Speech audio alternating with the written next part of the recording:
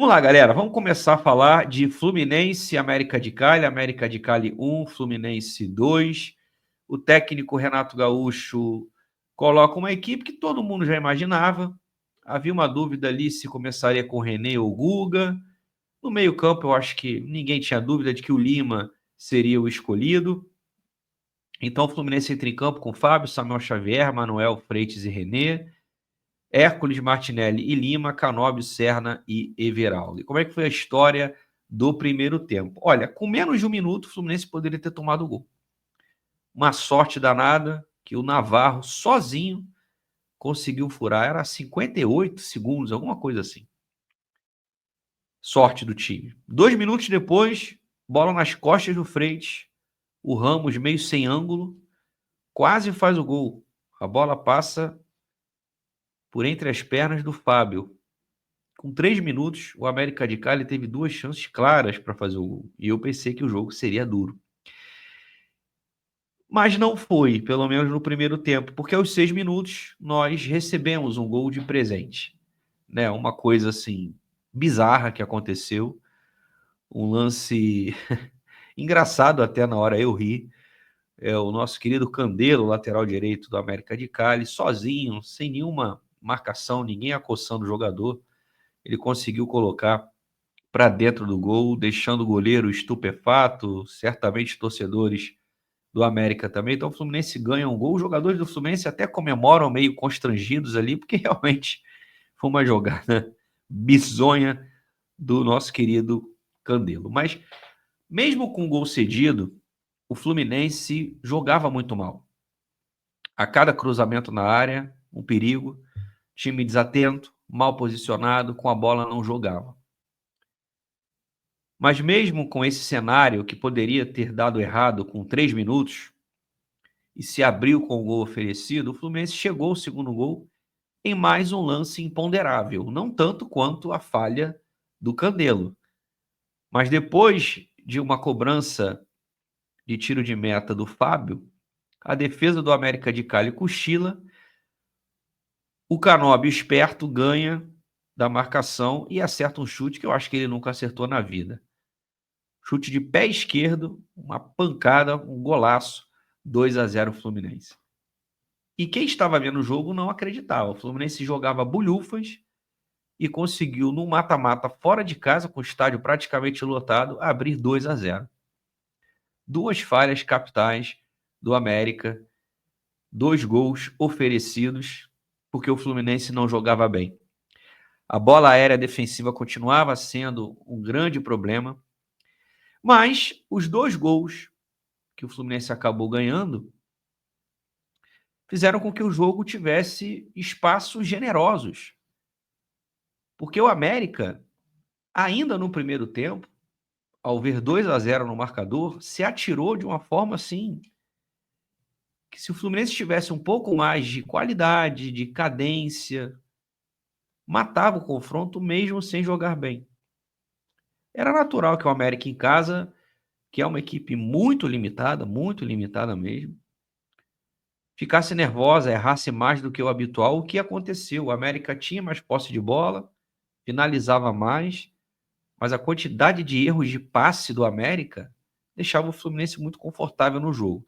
A partir dos 25 da etapa inicial, o Fluminense ajustou a marcação com bola no chão, armou aquele ferrolho, fazendo o América de Cali forçar esse passe, facilitando para nós. Como eu disse, a equipe vermelha nervosa, jogando contra o relógio, errava passo pra caramba. O problema era quando a bola subia. Aí, meus amigos, o bicho pegava. Manuel e Freitas ficavam perdidinhos, os laterais não conseguiam também tirar aquela bola, os volantes. Bola no alto e Fluminense em 2025 definitivamente não combinam. Mas termina o primeiro tempo com um excelente, eu diria que espetacular 2-0 pelo que foi o primeiro tempo.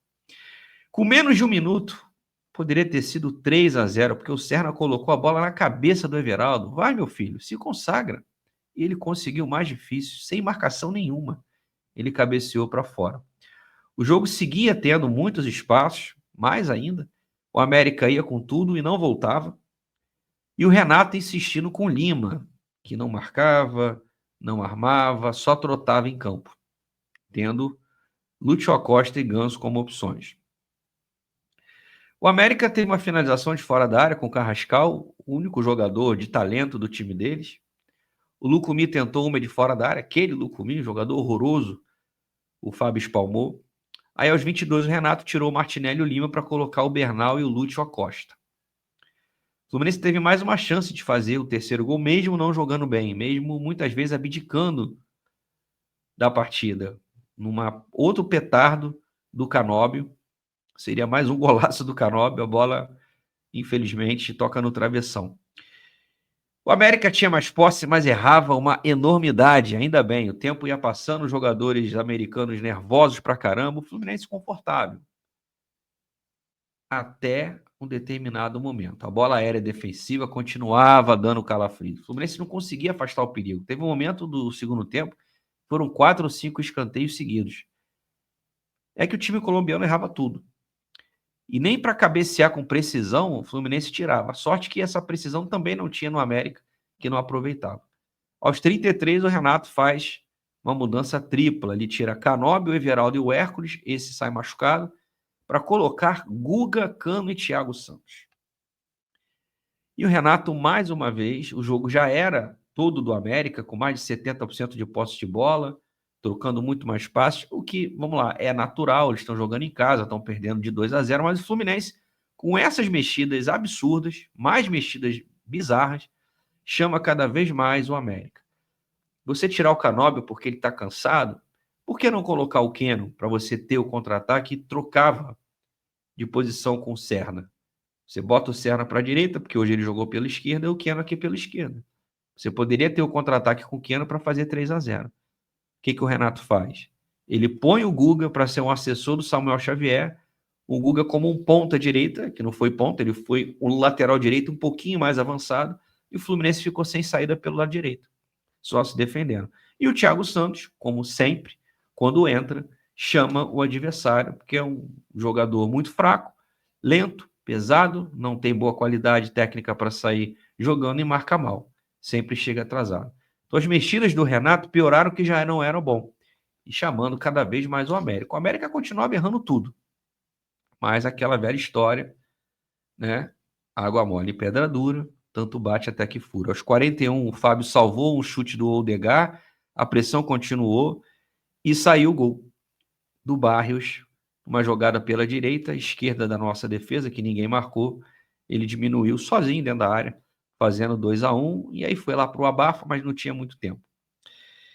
Olha, pessoal, eu tô aqui para analisar o jogo, não o resultado. O resultado foi muito bom. Para mim, o Fluminense encaminha a classificação, pode até empatar, e o adversário vai ter que se atirar, vai dar mais espaços, que eu espero que no Maracanã o Fluminense aproveite. Mas está cada vez mais difícil acompanhar jogos do Fluminense, né? O Renato Gaúcho, ele na beira do campo, as escalações, as mexidas, as insistências, é um treinador de baixo nível com salário elevado, né? É um Barroca que ganha quase 2 milhões de reais, né? Essa insistência com o Lima, não é possível que ele ainda consiga ver utilidade nesse rapaz. As mexidas quase sempre ruins, quase sempre atraindo o adversário para o nosso campo, colocando o adversário na partida. Foi assim contra o Bahia, foi assim hoje, em vários outros jogos.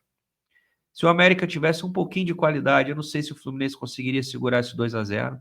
Um 2-0 muito mentiroso pelo que foi o jogo. Claro que o Fluminense teve chance de fazer até o terceiro, a cabeçada do Everaldo, na bola na trave do Canóbio, mas muito por conta dos espaços que o adversário cedia. Porque o Fluminense fez mais um jogo muito ruim. O América de Cali, se jogasse o Campeonato Brasileiro, estava ali, pau a pau com o Sport, para ver quem ficaria com essa lanterna. É um time, né, que não é à toa, está lá embaixo do Campeonato Colombiano.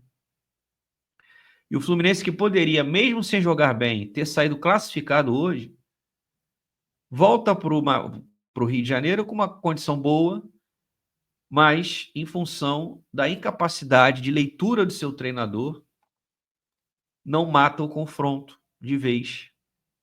Não mantém um 2-0, não faz um 3-0, porque o treinador se mantém conservador. O Fluminense não estava enfrentando o Chelsea em Londres para jogar com linhas tão baixas, para você colocar um Guga, você colocar o Thiago Santos, chamar o seu adversário. Então, gente, feliz pelo resultado. Hoje eu tenho certeza que a estratégia do Renato era empatar e ele conseguiu vencer e poderia ter vencido por 2 gols de diferença. Renato Gaúcho tem muito mais sorte do que juízo, mas não tá legal, né? O Fluminense não vem jogando bem, é um futebol pobre, sem ideias, sem jogadas ensaiadas, é só chutão para frente, é só correria, é só transpiração. Hoje, um jogo com tanto espaço, você tinha o Lúcio, que acabou entrando, você tinha um Ganso, e você insistiu com o Lima por quase 75 minutos. Você poderia ter colocado o Keno para. Tudo bem, quer dar bola para o América de Cali, deixa eles atacarem para a gente contra-atacar, tinha espaço para jogar, mas por que você não lançou o Keno? Sabe? Então, o Fluminense deve eliminar o América de Cali. Eu tenho falado aqui que essa Copa Sul-Americana tem um nível muito baixo já há muito tempo, né? Eu acho que o Fluminense, pelos adversários que tem a enfrentar, ele tem uma obrigação, sim, de chegar à final. Eu não vejo ninguém tirando o Fluminense, mesmo com esse futebol paupérrimo que o nosso time pratica. Eu acho que o Fluminense tem obrigação de chegar à final da Copa Sul-Americana. Se nós eliminarmos o América de Cali, vamos pegar Lanús ou Central Córdoba. E aí, imaginando uma semifinal, talvez a gente possa ter uma altitude, mas não é com a LDU, não é com o Bolívar, é com a Universidade de Quito, que é um time pequeno do Equador. Se for pensar em tradição, você tem a Universidade de Chile, que já não vive seus tempos áureos, o Independiente da Argentina, maior campeão da Libertadores, mas que não faz uma grande campanha no torneio continental desde o título de 2017, dessa Copa Sul-Americana. Então o Fluminense tem um caminho muito tranquilo, muito acessível para chegar à final. Se vai ser campeão, não sei, pode ter o Atlético Mineiro do outro lado, e aí as coisas se igualam. Mas é muito feio o futebol que o Fluminense joga e por escolha. Porque o Fluminense não é pior do que o América de Cali. Ele não pode praticar um futebol um pouco melhor do que esse time colombiano. Isso é escolha do treinador. É escolha do treinador você chamar uma equipe tão fraca para te atacar quando você deveria decidir a partida. Então, é um resultado. Eu já falei, não vou ficar discutindo o resultado aqui, o resultado é bom.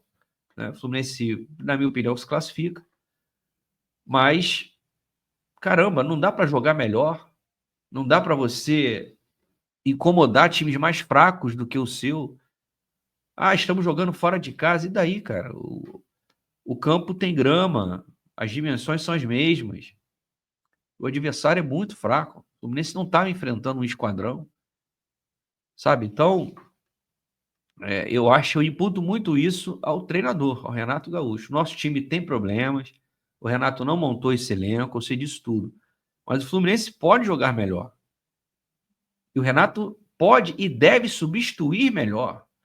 As insistências com o Lima, com o Thiago Santos, cara, isso, assim, eu acho que todo torcedor do Fluminense, ele não aguenta mais ver esses caras jogarem. E hoje, por exemplo, o Ganso é a quarta opção para armação do Fluminense. Ele está atrás do Nonato, do Lima, do Lúcio Acosta, e aí vem o Ganso. O Ganso está atrás do Lúcio Acosta, eu até aceito. Agora, está atrás do Nonato, está atrás do Lima, com esse meio-campo que não cria, um meio-campo que é só correria, é só transpiração. Sabe? Então, fica aqui essa minha crítica ao trabalho do Renato. E enquanto está ganhando, as pessoas, os resultadistas, não vão se importar com isso. Ah, ganhamos fora de casa, tá reclamando de quê? Ora, eu tô aqui para analisar o jogo, eu não tô para discutir resultado. Resultado não se discute. Se você ganha, tá bom. Se você perde, tá ruim. Se empata, tá razoável. Não tem que discutir resultado. O resultado do Fluminense em Cali foi bom. Claro, você ganhou de 2-1, volta para o Rio de Janeiro podendo empatar, pronto, o resultado foi bom. Mas você não ter controlado o jogo, não ter ditado o ritmo, pô, é o Fluminense, cara. É o quarto melhor time do mundo, não é isso? Campeão da Libertadores em 23, time brasileiro.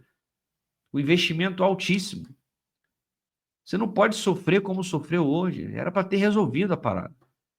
E não foi um bom jogo do Fluminense, mais uma vez. Por isso que eu falo, o jogo era fácil. O jogo era fácil não por causa do Fluminense, por causa do adversário, que não conseguia ser eficiente quando ia ao ataque e oferecia um campo para o Fluminense brincar. O jogo acaba sendo condicionado por um gol doado aos 6 minutos de forma bizarra, um outro chute, e aí mérito do Canóbio, mas um vacilo homérico do zagueiro do América de Cali, algo que a gente viu o Manuel fazer hoje. Que partida do Manuel, hein? Viu o Freitas também, outro. Só que o nosso time, no final das contas, tem mais qualidade do que o América de Cali. Então, você pegar o resultado e só analisar ele é muito pobre. Sabe? Então, espero, torço, que é o que eu posso fazer, para que as coisas mudem, para que o Renato escale os melhores. Ele tem opções agora, tem o Lúcio Acosta chegando, tem o Santi Moreno. Em tese, o nosso time vai ficar mais qualificado. Que ele use essas opções. O Lima não pode ser a primeira, a segunda opção. O Thiago Santos não pode ser esse cara para entrar todo jogo. Contra o América de Cali, pode ser que a gente não vá sofrer tanto. Mas nas fases mais agudas, isso pode custar muito caro. E é bom a torcida ficar atenta. Essa foi a minha análise de América de Cali 1, Fluminense 2.